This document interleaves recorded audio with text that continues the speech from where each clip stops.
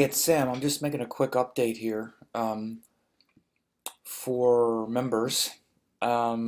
It's June 3rd, and just talking about a couple shifts that just happened and some things that are coming up. We've had quite a few planetary shifts in the last week or so. In particular, Venus is no longer in Pisces.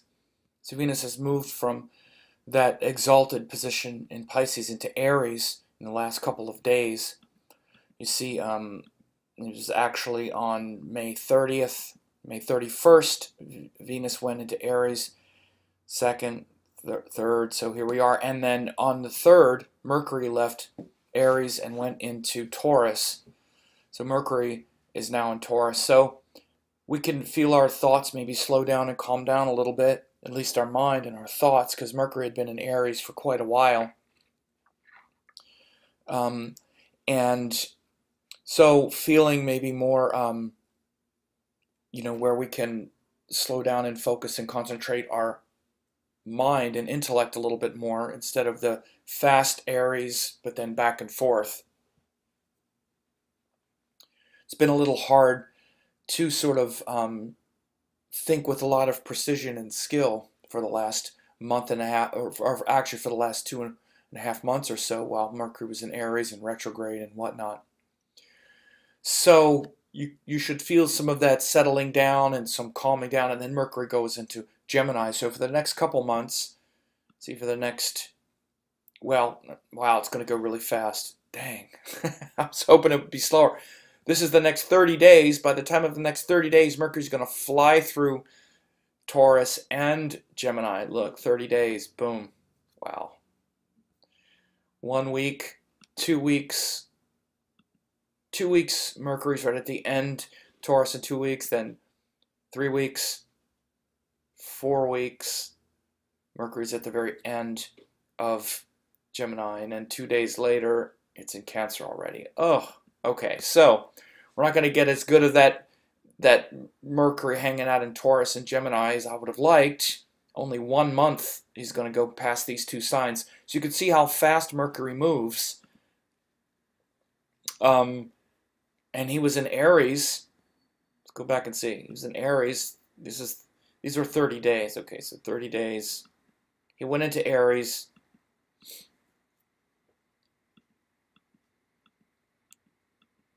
He went into Aries on March 27th. So March 27th, he went into Aries, and he was there. That's 2 months. That's May 26th.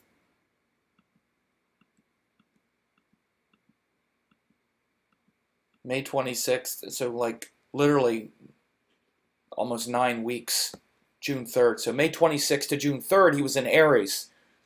And then he's going to fly through these two signs. So this is the way Mercury goes. Whoops. When he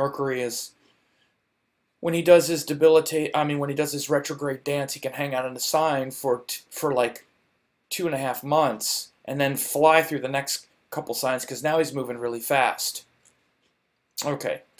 Anyway, so at least he's no longer in Aries, and he'll be in Taurus for the next couple weeks, and then Gemini. So we'll at least be able to think a little more clearly. A couple other things that are really important is we have Mars is combust, the combustion of Mars. Mars is combust at 17 degrees. So he's now right in the combustion orb here. This is about 20 and this is 5, so that's like 15 degrees. So Mars is going to be more combust for months now. We're in a combustion of Mars. Mars is combust within 17 degrees of the Sun. So if we go 30 days, look, you'll see in the next, in the next 2 months, he'll be very combust. So 17 degrees. So yeah, until like, this is like October.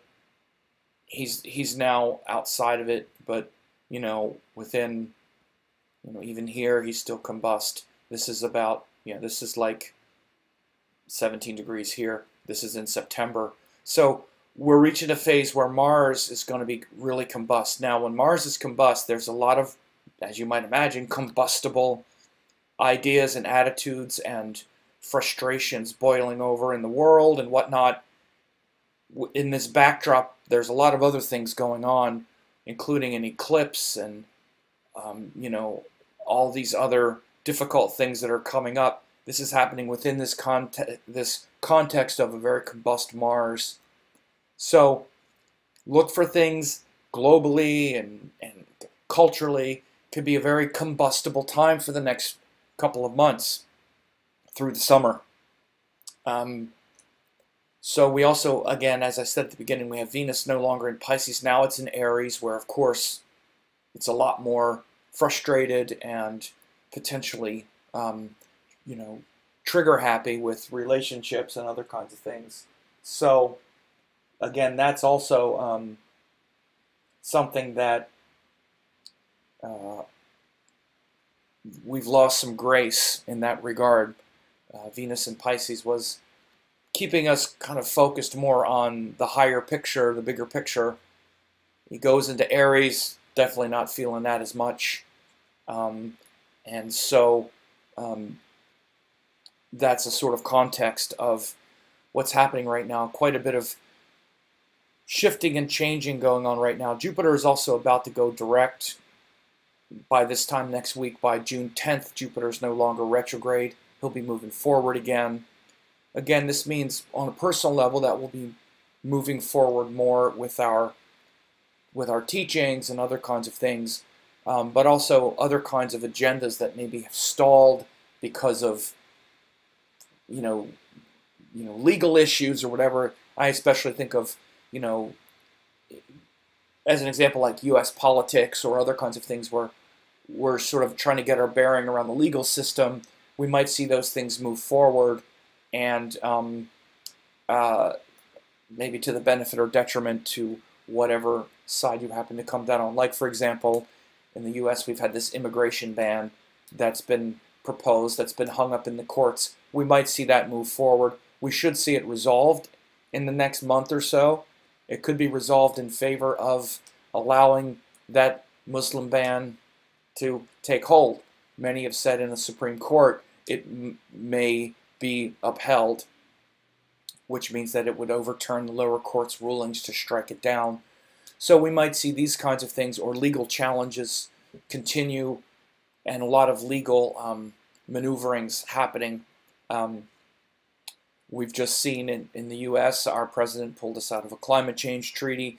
These are all things that are up for, that we're able to see in these transits. Of course, Venus leaving Pisces, go back a week, that climate, leaving the treaty happened right when Venus left Pisces and went into Aries. Again, Mercury leaving Aries and going into Taurus, also can show how we're thinking more pragmatically and practically about that as well. You're seeing business leaders saying that they don't agree with that. Also, much of the world saying they don't agree with it. Also, much of the world, especially Europe, and we're now seeing the French President Macron take a pretty strong stance against what the President of the U.S. is doing.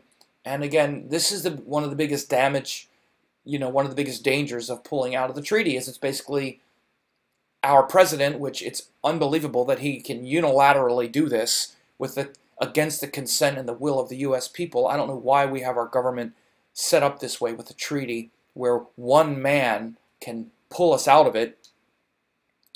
But what it's doing is it's basically pulling the U.S. out of the world community in a lot of ways, in the name of some campaign pledge or some faulty science or some trumped up idea about how it's going to save jobs and all the kind of nonsense that we hear now. So you're seeing an aggressive backlash against this. Leaders, even recently, even last week, we saw Angela Merkel talking about, we can't rely on the U.S. anymore. We need to just, go about our business and align with each other. And you're seeing that. One of the things you're seeing is the world uniting against the U.S. now. I said this back in the, if we elect him, you're going to see the world doesn't really need us. We think they do, or some of us do. He certainly does. And some Americans are so arrogant as to think that the world needs the United States for everything, like we can just do what we want. No, they don't. They can go along without us. And this is the real danger the longer we have someone in office who's not qualified. and doesn't really speak for the majority of the people in many ways. Anyway, I don't want this to be a political rant, but we can see the politics of these kinds of things with Venus no longer in Pisces. Now it's in Aries saying, okay, that's what we got, that's what we got. Let's cut and move on. Jupiter, again, going direct in the next week or so.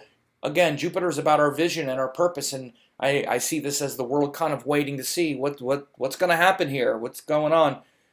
And Venus in Pisces was like, well, we're kind of hopeful that maybe it won't be as bad as we think. And by the way, Jupiter and Venus were aspecting each other. If we go back a couple, look, you see Venus here, Jupiter there. 30 days ago, they were very close to an aspect. Now the aspect is past. And the hope is like, well, now we see what's going on. So anyway, this is some recent and current transits and developments in the world.